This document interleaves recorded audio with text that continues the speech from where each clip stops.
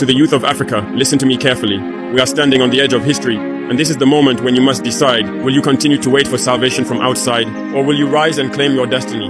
For too long, we have been told that we are too weak, too poor, too uneducated to build our own future. But I tell you today, that is a lie. They said Africa cannot manufacture its own machines, yet every year we produce millions of brilliant minds, but only to serve others. We train engineers, yet we import even the simplest tools. We have fertile lands, yet we depend on others for food. Why? Because we have been programmed to doubt ourselves. We have been taught to beg for aid, instead of building strength. We have been trapped in the illusion that without Europe, without America, we are nothing. But I see a different Africa, and I want you, the youth, to see it with me. I see an Africa where the sons and daughters of this continent become the inventors of tomorrow, where we build satellites that orbit the Earth, and they are made by African hands, where our doctors do not flee to foreign countries, but stay to build health systems that serve our people with dignity, where we are not the customers of foreign technologies, but the creators of technologies that change the world. But my children, to get there, you must understand, no one will build this Africa for you. The liberation you want, the prosperity you desire, the respect you seek, you must build it with your own hands, and that begins with education.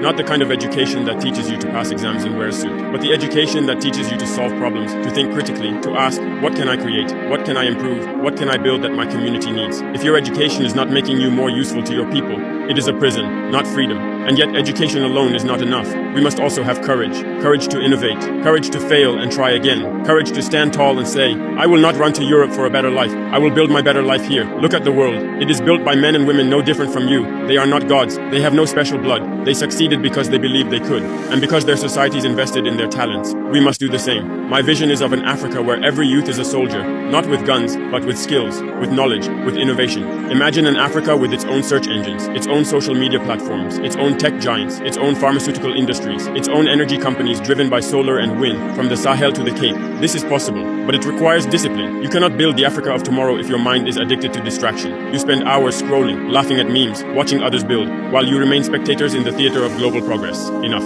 I call on you to wake up. I call on you to master skills, learn to code, learn to design, learn to farm smartly, learn renewable energy, learn manufacturing. If you do not, others will, and you will remain slaves, not by chains, but by ignorance.